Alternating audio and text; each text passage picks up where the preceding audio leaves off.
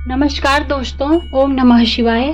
सावन का पवित्र महीना चल रहा है। ऐसे में अपने भोलेनाथ भगवान से यह प्रार्थना करूंगी कि अपने सभी भक्तों के ऊपर अपनी विशेष कृपा बनाएं।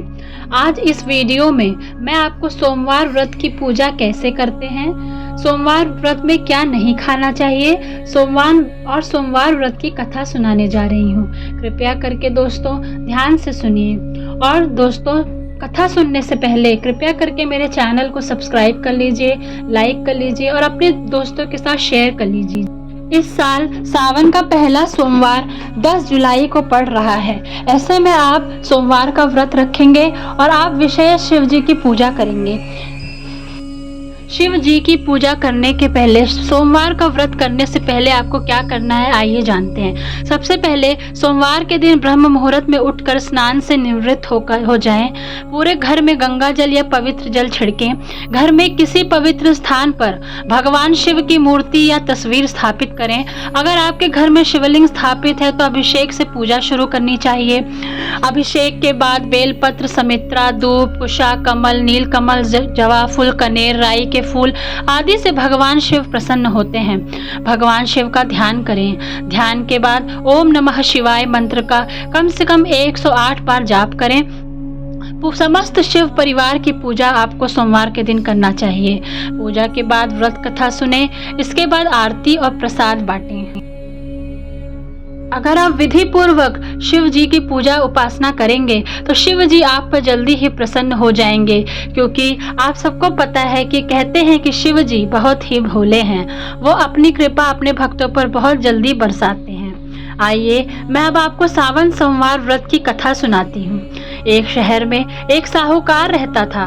उसके घर में पैसों की कोई कमी नहीं थी, लेकिन उसके कोई संतान नहीं थी, जिससे वह बहुत दुखी रहता था। पुत्र की कामना करते हुए वह हर सोमवार को भगवान शिव का व्रत किया करते थे और शिव और पार्वती जी की पूरी भक्ति के साथ शिवालय में पूजा करते थे। उनकी भक्ति देखकर माता पार्वती प्रसन्न हुई और उन्होंने भगवान शिव से साहूकार की इच्छा पूरी करने का अनुरोध किया। पार्वती जी की इच्छा सुनकर भगवान शिव ने कहा कि हे पार्वती, इस संसार में प्रत्येक प्राणी को उसके कर्मों के अनुसार फल मिलता है और उसके भाग्य में जो कुछ भी होता है उसे भुगतान करना पड़ता है। लेकिन पार्वती जी ने साहूकार की आस्था को बनाए रखने की इच्छा पूरी करने की इच्छा व्यक्त की। माता पार्वती के अनुरोध पर शिव जी ने साहूकार को वरदान दिया, लेकिन उन्होंने यह भी कहा कि उनकी संतान अल्पायु होगी और केवल 16 वर्ष तक ही जीवित रहेगी। साहूकार माता पार्वती और भगवान शिव की यह बातचीत सुन रहा था। वह पहले की तरह शिव की पूजा करता रहा। कुछ समय बाद साहूकार के पुत्र के घर में एक बहुत ही सुंदर पुत्र का जन्म हुआ। जब वह बालक 11 वर्ष का हुआ तो उसे पढ़ने के लिए काशी भेज दिया गया। साहूकार ने बेटे के मामा को बुलाकर ढेर सारा पैसा दिया और कहा कि तुम इस बच्चे को काशी विद्या प्राप्त करने के लिए ले जाओ और रास्ते में यज्ञ करो। आप जहाँ भी यज्ञ करें वहाँ ब्राह्मण को भोजन कराकर दक्षिणा देकर जाएं। मामा भांजे दोनों एक ही तरह से यज्ञ करते और ब्राह्मणों को दक्षिणा दान करते थे। काशी की ओर चले जाते। रास्ते में एक नगर था, जहाँ नगर के राजा के पुत्री का विवाह होने वाला था, लेकिन जिस राजकुमार से उसका विवाह तय हुआ था वह काना था और इस बात की जानकारी राजा को नहीं थी। राजकुमार ने इस बात का लाभ उठाकर अपने स्थान पर साहूकार के बेटे को दुल्हा बना दिया, लेकिन साहूकार का बेटा ईमानदार था। उसने अवसर का लाभ उठाया और राजकुमारी के दुपट्टे पर लिखा कि तुम मुझसे शादी कर चुके हो, लेकिन जिस राजकुमार के साथ तुम्हें भेजा जाएगा वह एक आंख वाला काना है। मैं काशी पढ़ने जा रहा हूँ। जब राजकुमारी ने चुन्नी पर लिखे शब्दों को पढ़ा तो उसने अपने माता पिता को यह बात बताई। बारात को छोड़कर राजा ने अपनी बेटी को नहीं छोड़ा।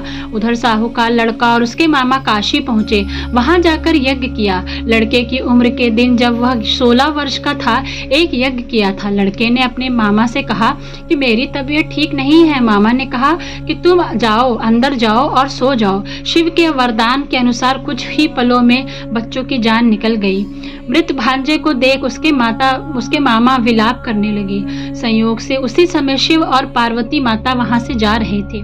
पार्वती ने भगवान से कहा, प्राणनाथ, मैं इसकी पुकार को सहन नहीं कर सकती, आपको इस व्यक्ति की पीड़ा को दूर करना होगा। जब शिवजी मरे हुए लड़के के पास पहुंचे तो उन्होंने कहा कि यह उसी साहूकार का बेटा है जिसे मैंने 12 साल की उम्र में वरदान दिया था। अब इसकी उम्र खत्म हो गई है। लेकिन माता पार्वती ने कहा कि हे महादेव, कृपा करके इस बच्चे को और उम्र दें, नहीं तो इसके माता पिता मर जाएंगे। शिव के अनुरोध पर भगवान शिव ने लड़के को जीवित रहने का वरदान दिया। शिव की कृपा से वह बालक जीवित हो गया। शिक्षा समाप्त करके जब वह लड़का अपने मामा के साथ अपने घर नगर लौट रहा था तो दोनों चलते हुए उसी नगर में पहुंचे जहां उसका विवाह राजकुमारी के साथ हुआ था। उस नगर में भी उसने यज्ञ का आयोजन किया। उस नगर के राजा ने तुरंत उसे पहचान लिया। यज्ञ समाप्त होने पर राजा व्यापारी के बेटे और उसके मामा को महल में ले आए और उन्हें बहुत सा धन वस्त्र देकर राजकुमारी के साथ विदा किया। लड़के के मामा ने नगर में पहुंचते ही एक दूत को घर भेजकर अपने आने की सूचना भेजी।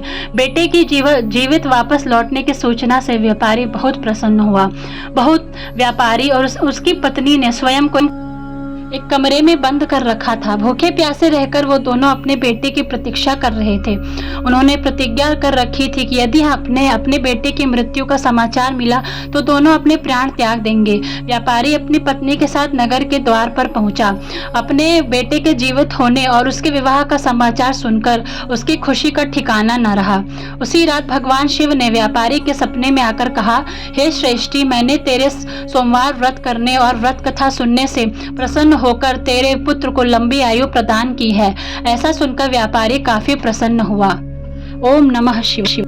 आशुतोष शशांक शेखर चंद्र मौलि चिदंबरा, कोटि कोटि प्रणाम शंभु, कोटि नमन दिगंबरा, कोटि नमन दिगंबरा।